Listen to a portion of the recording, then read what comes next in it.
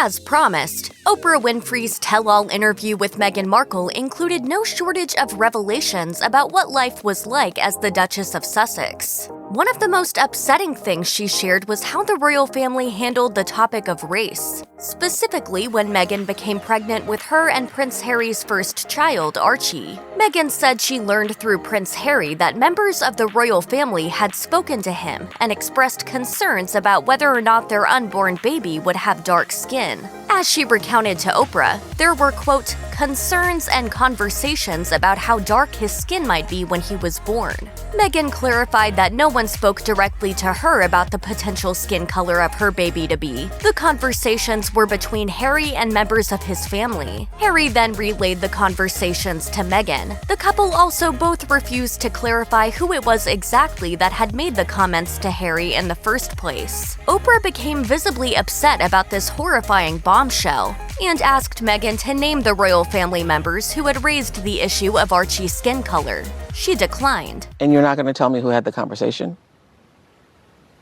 I think that would be very damaging to them. The new book, Finding Freedom: Harry and Meghan and the Making of a Modern Royal Family, addresses the role that racism played in the British media's treatment of Meghan Markle. According to Harper's Bazaar, the palace refused to refute negative stories about Meghan the same way they did other members of the royal family. The outlet shared an excerpt from Finding Freedom. Traditionally, the palace has had no comment when it comes to rumors, but the Sussexes felt it wasn't afraid to bend the rules if it was to correct a story about higher-ranking family members. Case in point, a spokesman went on the record in July 2019 to deny claims by a cosmetic clinic that Kate had had baby Botox. Harry and Meghan were frustrated by this approach. As reported by NBC News, the treatment of Meghan sent a loud and clear message to Black Britons. Eniola Latipo, a student at the London School of Economics, told the outlet that she didn't pay much attention to the royal family until Meghan became engaged to Harry.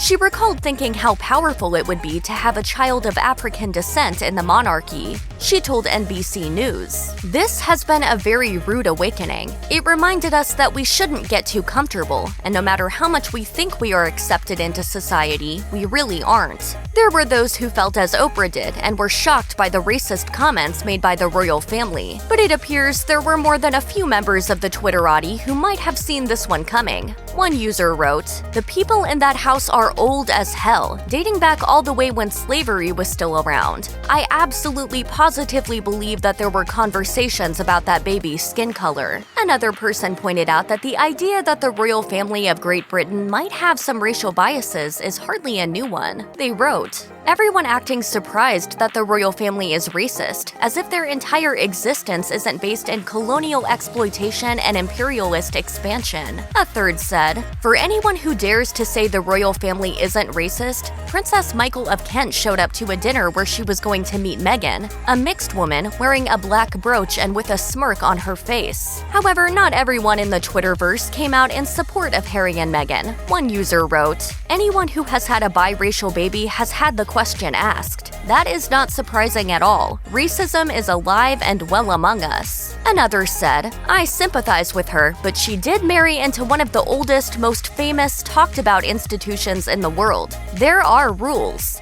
It's complicated, but I will say that if the royal family were racist, they would never have been allowed to marry." Regardless of how fans and royal watchers may have felt about the bombshell interview, it's certainly gotten people talking.